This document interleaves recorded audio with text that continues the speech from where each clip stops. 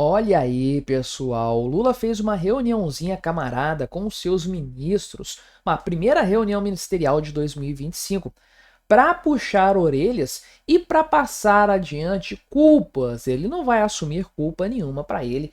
É claro que não, é aquela síndrome de Homer Simpson que a gente conhece bem. A culpa é minha, eu coloco ela em quem eu quiser. Então o Lula falou que a colheita não começou ainda, né? Eles prometeram muitas coisas em 2022 na campanha e não entregaram ainda para o povo. Caramba, já foram 2 anos, né? O que o governo está esperando? Mas ele falou que não, né? Que agora os frutos, as sementes que foram plantadas lá atrás vão começar a frutificar e a colheita vai acontecer. Engraçado que em janeiro do ano passado o Lula falava a mesma coisa, 2024 seria o ano da colheita e ninguém colheu nada naquele ano, por sinal. O Lula aproveitou para dar uma chamada geral na questão do Pix, botando a culpa nos outros, dizendo que a portaria foi publicada sem permissão.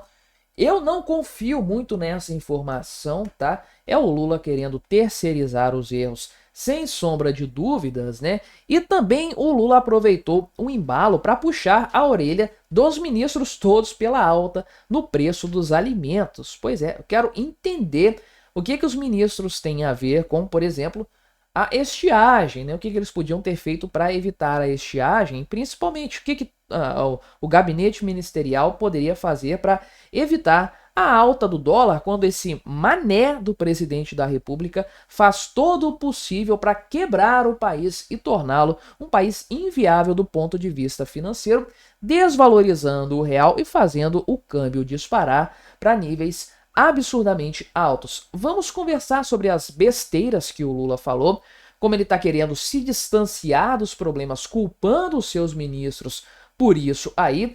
Mas antes, não se esqueça de se inscrever no meu canal se você ainda não for inscrito.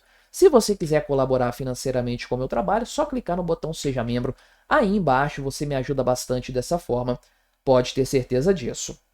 E bem, esperar do Lula que ele tenha a honradez de bater no peito e assumir os próprios erros é demais.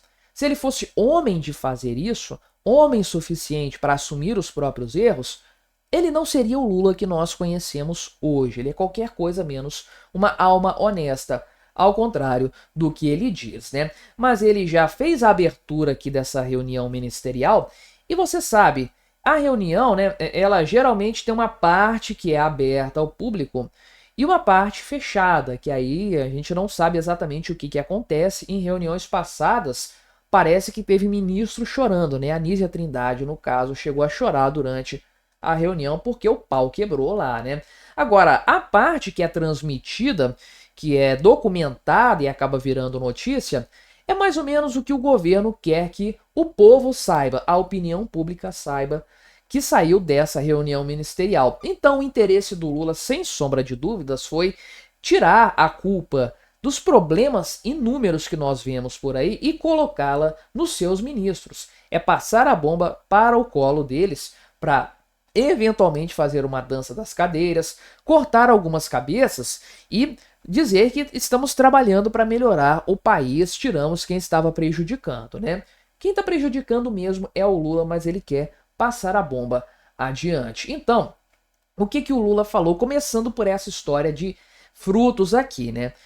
A entrega que fizemos para o povo ainda não foi a entrega do que nós nos comprometemos a fazer em 2022.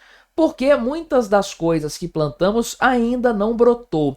Caramba, que português maravilhoso, que linguagem correta, que verbos bem conjugados, impressionante, né? E vai além, ainda não nasceu muitas das coisas, né? Que é uma expressão que não está errada, eu acho, né? Mas soa um pouco estranha, mas o problema mesmo é essa conjugação, não brotou, não nasceu.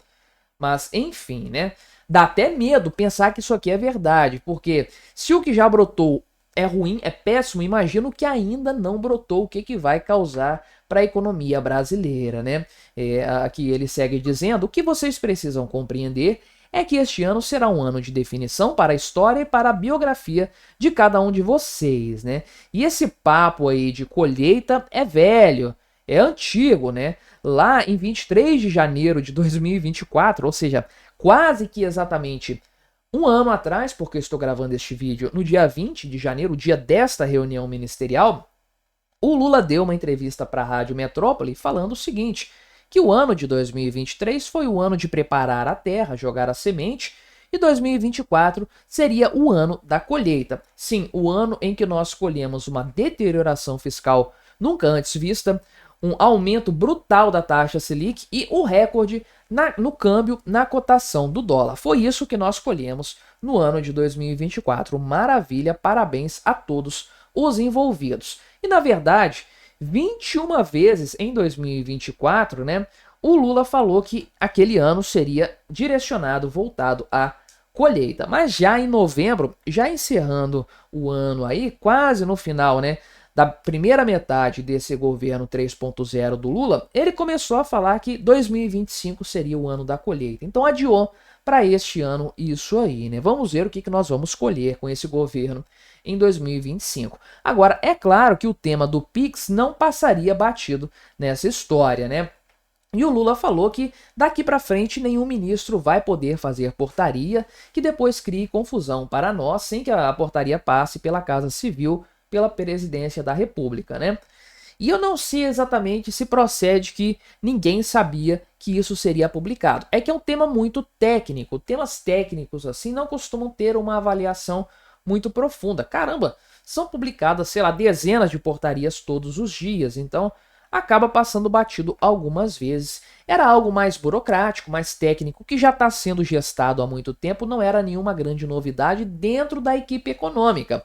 Agora, o Lula ter sido pego de surpresa pela repercussão do caso não significa que ele não tivesse consciência, ou pelo menos ciência, do que estava sendo publicado ali. Mas é claro que ele quer tirar o dele da reta e passar a culpa para o secretário lá, para o Barreirinhas, né, da Receita Federal, para o próprio Fernando Haddad e para essa turma toda.